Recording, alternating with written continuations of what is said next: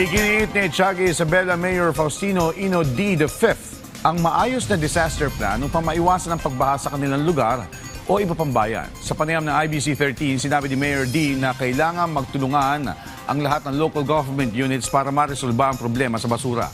Inamin ni Mayor D na basura ang pangunahing sanhi ng pagbaha sa ilang bayan.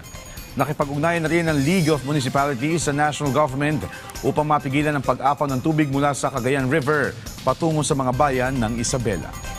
It was really unexpected. Although ang in-expect, di ba, heavy rainfall, pero yung tuloy-tuloy na 2-3 weeks, I don't think mahirap po talagang i-calculate gaano kadaming ulan yung dadating sa panahon na yun. Correct. And as much as you can prepare for certain areas na talagang low-lying, pag talagang bumagsak na po yung tubig mula sa iba't ibang parte ng mga kapitbahay na bayan at pumunta yun sa iyong bayan kung yung low-lying, talagang malulubog at lulubog po yung iyong lugar.